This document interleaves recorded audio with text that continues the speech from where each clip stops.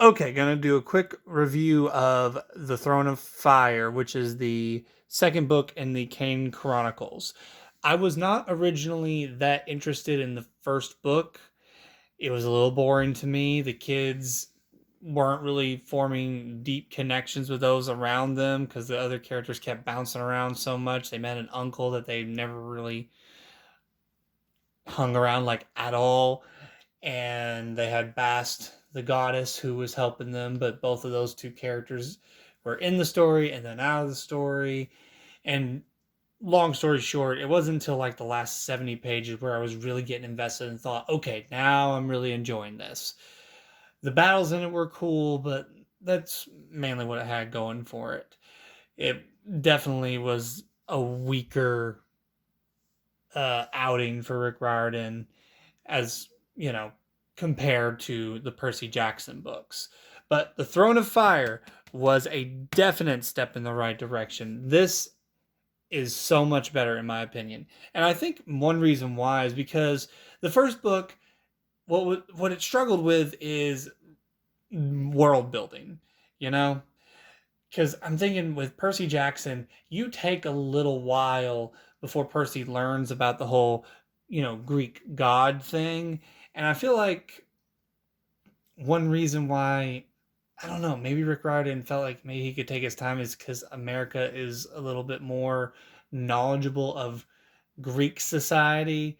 Meanwhile, um, Egyptian is a little bit more of a mystery for, I would say, the common person. That's just my take. I'm probably wrong on that, but in Throne of Fire, after he's got his basic world building down pat, it works so much better. You get to spend time with some new characters, and you actually get to hang around them for a lot longer.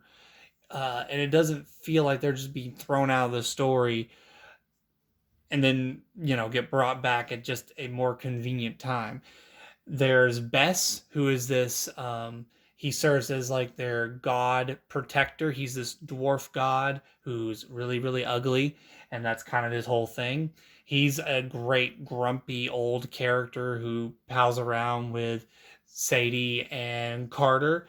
And then there's Walt, who I won't give any spoilers there, but basically he's a kid who they are training in the way of the Egyptian magic system, and Sadie kind of has a little thing for him, and at the same time, she also has a thing for the god Anubis. But there's this whole weird thing going on with Walt, which is a big mystery. Like, what is going on with Walt? Why is he acting so weird throughout most of the story? And it's a pretty decent payoff, in my opinion, which I will go ahead and say this book did a pretty good job at investing, at least for me as an audience member, in the mysteries around the characters, because Bess has this little mystery that doesn't really pay off because something bad happened to him back in the day, but he's not really wanting to be too open about everything regarding that incident. But the action is still good. I don't think it dropped at all in terms of quality between the first book and the second book. The second book does a pretty good job at building. Well, let me put it this way. The first book focused on fighting Set, and that was what it was all about. And then, kind of like what Rick Riordan did with Percy Jackson, you find out near the end of the story, oh, there's a much more dangerous villain who's going to be the overarching opponent. In Percy Jackson, it's Kronos, Titan, you know king of, well, the original king before, Zeus took over. But in this series, you find out that it's Apophis, if I'm pronouncing that correctly. Basically, this evil snake god thing that has been trying to basically destroy everything. That's what he wants to do. Swallow up the sun, destroy everything. So, all right, we got a nice end of the world scenario. Cool, and that's what this book is focusing on. Because the first novel was all about Carter and Sadie learning the world that they're, you know, that they didn't know about, but they were connected to the entire time. And then now this one is them finding their place in it because they're running their own little um, school of magic, you could say, which to a certain extent I can say Rick Riordan tried to make this almost like an anti-Percy Jackson, because Percy goes to, Camp Half-Blood. Meanwhile, Carter and Sadie, they start their own basic camp, you could say, because they don't want anything to do with the House of Life, which would have been kind of more of a Camp Half-Blood situation if they had stayed. Which also, House of Life kind of wants them dead. But there's some decent character arcs here. The Chief Lecter, he has a nice little character arc. He kind of has a worm tongue kind of situation going on with him, almost like a Theoden thing, where he's being tricked the entire story, and he has to make a decision what he wants to do in the end, and he gets a pretty good kind of return near the end. Kind of minor spoiler there, so, well, somewhat major, I guess. So, sorry, spoiler alert, but I won't tell you exactly what he does, but I think it's worth the wait. But I'm trying to think of anything else to say. If you've read the first book and you did not like it, give the second book a try, because I think you'll like it a lot better.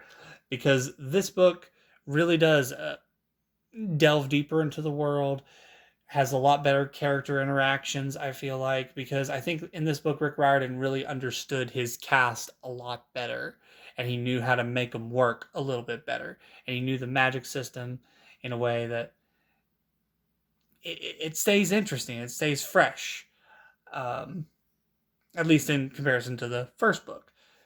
But I'm trying to think of anything else to say. If you need a quick synopsis, here it is. Carter and Sadie, the world is going to end at the spring equinox. They don't want it to end. They figure out that the only way that they can stop the world from ending and Apophis rising, to destroy it, is that they have to bring back the sun god Ra, which they did bring up Ra a little bit in the first book because he's not around anymore in the story. So they have to go bring him back. And what's great about this story is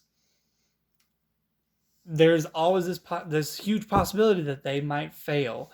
That when Ra left, he was old, getting senile. He wasn't the best leader. And there's the question of, is he going to be the sun god Ra and save them? Or is he going to be a senile old man and be pretty much worthless? They're not sure. They're taking a risk. And if you need any other reason why you might want to read this book, I would definitely say, in terms of like young adult, middle school literature, urban fantasy literature, this is definitely kind of like an Empire Strikes Back kind of situation where a lot of people think that, I think a lot of people would agree that this is better than the original. And just because the heroes succeed does not mean they don't fail miserably in other ways. And that's all I will say without spoiling anything too bad. So I give this a definite recommend. You need to read this. All right. Thank you for watching. Goodbye.